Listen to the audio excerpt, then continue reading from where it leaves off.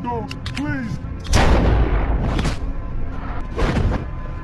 Faster film का first scene एक prison से शुरू होता है, जहां से मेन कैरेक्टर ड्राइवर को प्रिजन से निकालकर पुलिसमैन ऑफिसर के पास ले जाते हैं। ऑफिसर इसे कहता है तुम यहाँ रहे, लेकिन तुम्हें किसी किस्म की ट्रबल नहीं हुई। फिर वो कहता है कि मैं उम्मीद करता हूँ कि यहाँ जो अंधेरा है तुम इसको पीछे छोड़कर जा रहे हो। इस पर वो कहता है कि कोई क्वेश्चन है। फिर ड्राइवर कहता है कि एग्जिट कहाँ है। इससे जाहिर होता है कि ड्राइवर 10 ईयर से प्रिजन में कैद होता है, लेकिन अब आजाद हो जाता है। जेल से बाहर आने के बाद ड्राइवर तेज भागकर एक जंक यार्ड में पहुंच जाता है, जहाँ टूटी हुई गाड़ियां होती हैं। वहाँ एक सही गाड़ी के ऊपर से कपड़ा हटाता है और इसे ले जाता है। इसमें कुछ डॉक्यूमेंट्स, पेपर्स और पिक्स होती हैं। फिर वहाँ एक तस्वीर देखता है जिसमें इसका भाई होता है। इसका कत्ल किया जा चुका होता है। यहाँ ये भी पता चलता है कि ड्राइवर का मकसद एक एक करके अपने भाई के कातलों से बदला लेना होता है। ये सोचकर वो अपनी कार की डायरेक्शन को बेकरफील्ड ऑफिस की तरफ कर देता है और वहाँ जाकर ऑफिस के एम्प्लॉय को मार देता है। अंदर से ऑफिस वर्कर्स चिल्लाना शुरू कर देते हैं और एक सीसीटीवी कैमरा के जरिए इसकी रिकॉर्डिंग हो जाती है। थोड़ी देर में वहाँ इन्वेस्टिगेशन टीम पहुंच जाती है और वहाँ कॉप और डिटेक्टिव इस केस को हैंडल करते हैं। फिर ड्राइवर इस आदमी की जगह पर होता है जिसने इसे गाड़ी और गन दी होती है। वहाँ न्यूज चैनल पर सेम न्यूज चल रही होती है कि बेकरफील्ड में एम्प्लॉय को मार दिया गया और मर्डरर्स की एज 30 इयर्स थी और हाइट 6'5" थी। पुलिस ने अभी विक्टिम का नाम नहीं बताया। ड्राइवर इस आदमी को पैसे देता है, लेकिन वो आदमी इससे कहता है कि बताओ तुमने प्रिजन में रहकर इतना पैसा कहाँ से स्मगल किया। जिस पर ड्राइवर कहता है कि तुम्हें जानने की जरूरत नहीं है। ड्राइवर इससे इसके भाई के कातलों की नेम्स की लिस्ट मांगता है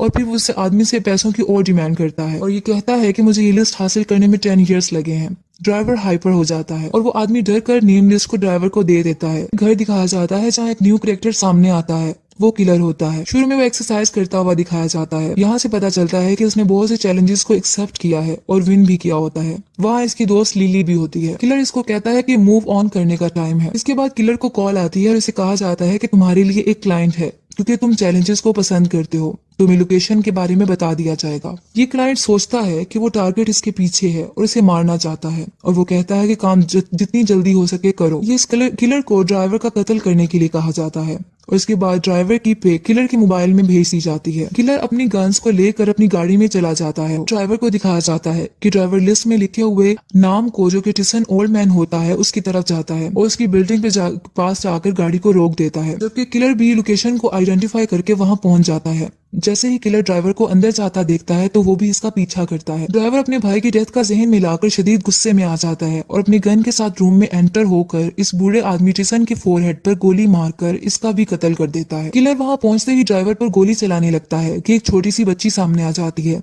ड्राइवर इस बच्ची की वजह से परेशान हो जाता है, लेकिन इसकी जान बचाने के लिए इसे एक तरफ पुश कर देता है और इसके बाद किलर पर फायरिंग शुरू कर देता है और जल्दी से गाड़ी में निकल जाता है। किलर उसे नहीं मार सकता। उसी तरफ फीमेल डिटेक्टिव और कॉप को ओल्ड वीडियो दिखाती है जिसमें शूटर ड्राइवर के भाई का मर्डर किया गया होता है। अब ये दोनों ड्राइवर के पास को डिस्कवर करते हैं और इन्हें पता चलता है कि ड्राइवर के साथ धोखा हुआ था और ये अकेला है, इसका कोई गैंग नहीं है। इसके बाद बैंक रॉबरी की वीडियो दिखाई जाती है कि कैसे ड्राइवर के भाई ने बैंक रॉबरी के बाद अपने साथियों को ड्राइवर की गाड़ी में बिठा लिया था। उसके बाद दूसरे गैंग ने इसे पकड़ लिया था और तो दूसरे गैंग ने इनसे पैसे मांगे थे और पैसों का पूछा था। ड्राइवर इनसे रिक्वेस्ट करता है कि तुम मेरे भाई को शूट नहीं करो। ड्राइवर का भाई इसको कहता रहता है कि इन्हें कुछ नहीं बताना, लेकिन ड्राइवर अपने भाई की फिक्र करते हुए बता देता है कि पैसा किचन के फ्लोरबोर्ड के नीचे है। इसके बावजूद ड्राइवर के भाई की गर्दन को काट कर कत्ल कर दिया जाता है। ड्राइवर जोर जोर से नो कहकर चिल्लाता है, लेकिन कुछ नहीं कर पाता। इसका भाई इसके सामने जान दे देता है, जबकि इनमें से ओल्ड मैन टिसन वीडियो बनाता है और उसको कहता है कि स्माइल करो कैमरा के सामने। ड्राइवर से गुस्से में कहता है कि मैं तुम सबको मार दूंगा। डिटेक्टिव कहती है कि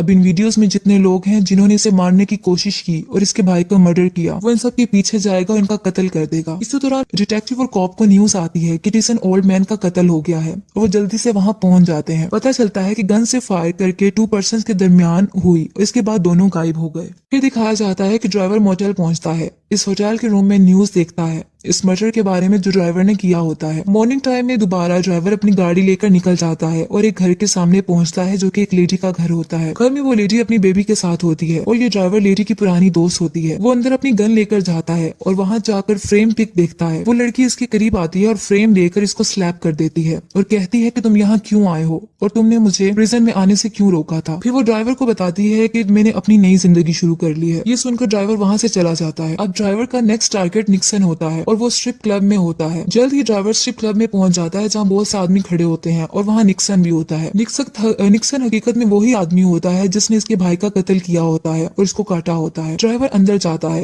और वो गन लेकर नहीं जा पाता क्योंकि चेकिंग करके अंदर जाने दिया जाता है। ड्राइवर अंदर जाकर वहाँ से एक स्क्रू ड्राइवर जैसा टूल लेता है और वहाँ पहुंच जाता है जहाँ निक्सन होता है और निक्सन इसे देखकर कहता है मैं एक्सपेक्ट कर रहा था कि तुम यहाँ आओगे। वो आदमी ड्राइवर को देखकर पहले डर जाता है लेकिन अपना नाइफ फिर निकाल लेता है ताकि ड्राइवर को मार सके। दोनों की फाइट शुरू हो जाती है। इसके बाद ड्राइवर अपने टूल को इसमें स्टैब कर देता है जिससे वो बहुत ज्यादा जख्मी हो जाता है। ड्राइवर को लगता है कि निक्सन मर गया है लेकिन अभी भी निक्सन जिंदा होता है। ड्राइवर के जाने के बाद इसको हॉस्पिटल ले जाते हैं। नेक्स्ट डे दिखाया जाता है कि किलर अपने मिशन पर जबकि डिटेक्टिव और कॉप अपने मिशन पर निकल जाते हैं। कॉप अपनी पार्टनर डिटेक्टिव को कॉल करता है जो इसे बताती है कि हमारे दोनों विक्टिम्स पहले ही मालूमात रखते हैं और कहती है कि मुझे तुम्हारा फॉलो अप चाहिए। कॉप कहता है कि क्या तुमने सुना है कि निक्सन को स्टैब कर दिया गया है। फिर कॉप हॉस्पिटल में सर्जरी वाली जगह पर पहुंच जाता है जहाँ वह इंजर्ड निक्सन होता है। दूसरी तरफ किलर को ये पता चलता है कि तुम्हें ड्राइवर हॉस्पिटल में मिल सकता है क्योंकि इसका थर्ड विक्टिम हिट करने से बच गया है। ड्राइवर इसको खत्म करने वहां जाएगा और ऐसा ही होता है। ड्राइवर हॉस्पिटल पहुंच जाता है जहाँ इसके भाई का कातिल होता है। वहाँ स्पेशल केयर यूनिट में जाकर जहाँ इस आदमी का ऑपरेट किया जा रहा होता है अंदर चला जाता है।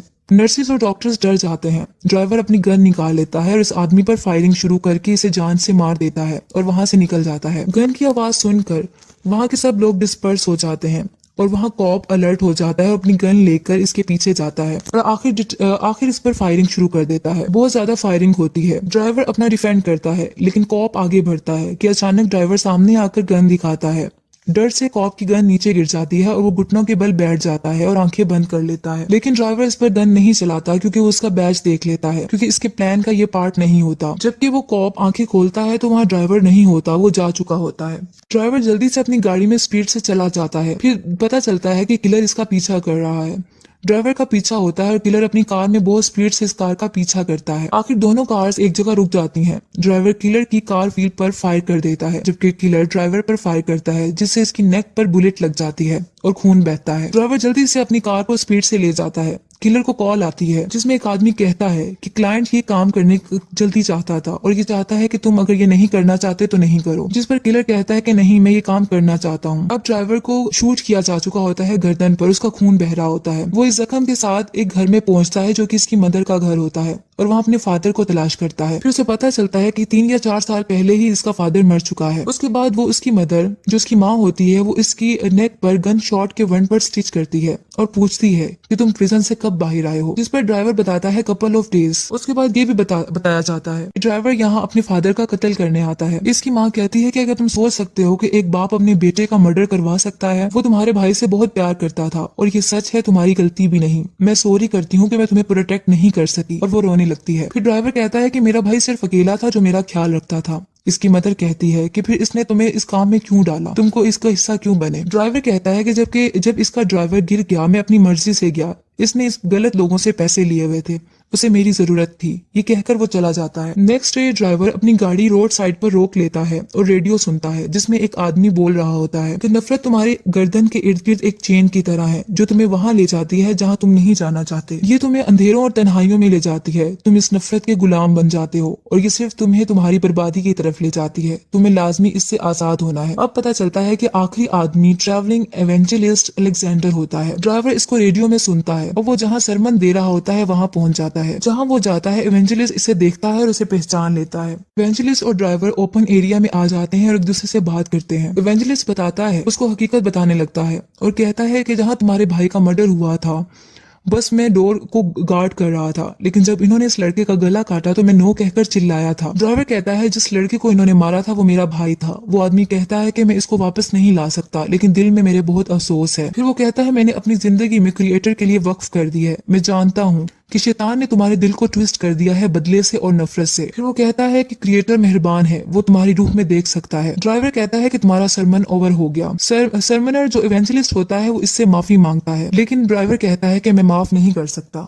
ड्राइवर आसमान पर परिंदों को उड़ते हुए देखता है जबकि इवेंजलिस्ट मुसलसल दुआएं कर रहा होता है। उसके बाद ड्राइवर फायर करता है लेकिन वो फायर हवा में होती है, वो इसको नहीं मारता और उसे कहता है कि अपनी फैमिली में वापस चले जाओ। इससे पता चलता है कि इवेंजलिस्ट की जान बच गई है और उसे माफ कर दिया जाता है। फिर ड्राइवर चर्च में अपने भाई की तस्वीर को देखता है और पिस्टल के साथ टेबल पर रख देता है। किलर थोड़ी देर में वहां पहुंच जाता है और ड्राइवर को गन पॉइंट पर रखता है और इस तरह कोप वहां से अभी बाहर से गुजरता है और वो दोनों की कार्स को देखता है, किलर्स की और ड्राइवर की। उसके बाद उसे डिटेक्टिव की कॉल आती है और वो उसे बताता है कि दोनों यहाँ हैं और वो हैरान हो जाती है। डिटेक्टिव कहती है कि इसका वेट करने का बोलती है लेकिन वो कहता है कि मैं फ्लो के साथ चलना चाहता हूँ और अपनी पिस्टल लेकर वो भी चर्च के अंदर जाने लगता है। अंदर किलर ड्राइवर को कह रहा होता है, मैं तुम्हें काफी दिनों से मारने की कोशिश कर रहा हूँ और तुम मेरे अगेंस्ट कुछ नहीं करना चाह रहे। मुझे लगता है तुम मुझे सीरियस नहीं ले रहे हो। ड्राइवर पूछता है कि तुम मुझसे क्या चाहते हो, तो वो कहता है प्रोफेशनल कर्टिसी।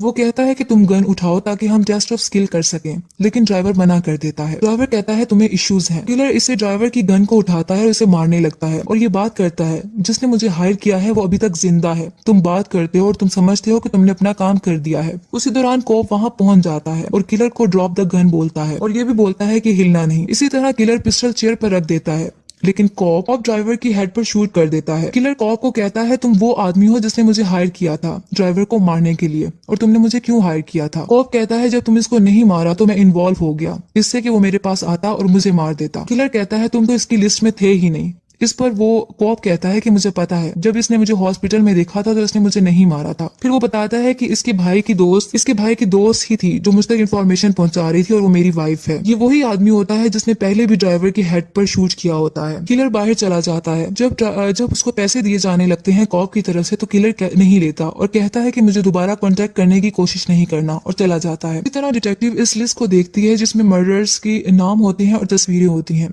गौर से वहाँ वो कॉप की भी पिक होती है और वो हैरान हो जाती है और वो एक ऑफिस मेंबर को कहती है कि ये केस को फ्लिप नहीं करना। दूसरी तरफ कॉप अपनी फैमिली को कॉल करता है और उसे कहता है कि मैंने केस को क्लोज कर दिया है, परेशान नहीं होना, मैं कपल आवर्स में घर पर आ जाऊंगा, सब ओवर हो गया है। इतनी देर में ड्राइवर इसकी बैक साइड पर आता है और उसे शूट कर देता है। ड्राइवर जिंदा होता है। मरते मरते कॉप पूछता है कि तुम जिंदा कैसे हो। ड्राइवर से मेटल दिखाता है जो इसके सर की बैक साइड पर लास्ट में सेट की गई थी। कॉप कहता है कि मैंने अपनी हेल्थ खुद बनाई है। ड्राइवर इस पर दूसरा गन फायर कर देता है जिससे कॉप की डेथ हो जाती है। डिटेक्टिव वहां पहुंचती है और उसको कॉप की डेड बॉडी मिलती है। ड्राइवर सब मर्डर्स को मार चुका होता है जो किसके भाई के कत्ल में इन्वॉल्व थे, सिवाय इवेंजलिस्ट अलेक्जेंडर के, क्योंकि उसने माफी मांग ली होती है। आखिर में ड्राइवर अपने भाई की एशेस को समुंदर में बहा देता है क्योंकि वो अपने भाई का बदला ले चुका होता है। जबकि दूसरी तरफ ट्रैवलिंग इवेंजलिस्ट अलेक्जेंडर को दिखाया जाता है जो फॉरगिवनेस पर अपना सरमन दे रहा होता है।